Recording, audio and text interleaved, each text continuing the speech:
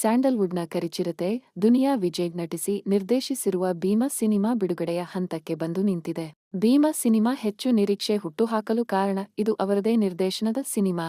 2021ರಲ್ಲಿ ತೆರೆಗೆ ಬಂದಿದ್ದ ಸಲಗ ಸಿನಿಮಾ ಮೂಲಕ ನಿರ್ದೇಶಕನ ಕ್ಯಾಪ್ ಧರಿಸಿ ಯಶಸ್ಸು ಕಂಡಿದ್ದ ದುನಿಯಾ ವಿಜಯ್ ಇದೀಗ ಅದೇ ಕಾಯಕವನ್ನು ಮುಂದುವರಿಸಿದ್ದಾರೆ.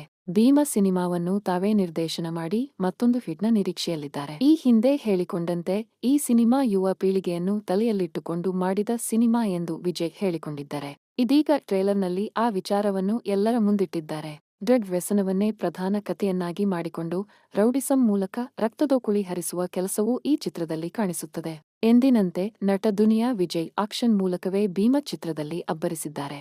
ಡ್ರಗ್ಸ್ ಮಾತ್ರವಲ್ಲದೆ ಹೀಲಿಂಗ್ ಕ್ರೇಜ್ ಬಗ್ಗೆಯೂ ಸಿನಿಮಾ ಮಾತನಾಡುತ್ತದೆ. ಭೀಮ ಸಿನಿಮಾವನ್ನು ಅವಸರಕ್ಕೆ ಬಿದ್ದು ಮಾಡಿದ ಚಿತ್ರವಲ್ಲ ಎಂದು ಈ ಹಿಂದೆ ಚಿತ್ರತಂಡ ಹೇಳಿಕೊಂಡಿತ್ತು. ಸಮಯ ತೆಗೆದುಕೊಂಡು ಮೇಕಿಂಗ್ ವಿಚಾರದಲ್ಲಿ ಅಚ್ಚುಕಟ್ಟಾಗಿಯೇ ಮಾಡಿದ ಚಿತ್ರ ಈ ಭೀಮ ಚಿತ್ರತಂಡ ಹೇಳಿದೆ. ಇದೀಗ ಬಿಡುಗಡೆ ಆಗಿರುವ ಟ್ರೇಲರ್ನಲ್ಲಿ ಇಡೀ ತಂಡದ ಶ್ರಮ ಕಾಣುತ್ತದೆ. ಇನ್ನೇನಿದ್ದರೂ ಆಗಸ್ಟ್ 9ಕ್ಕೆ ಭೀಮನ ಅಸಲಿ ತಾಕತ್ತು ಪ್ರದರ್ಶನವಾಗಲಿದೆ.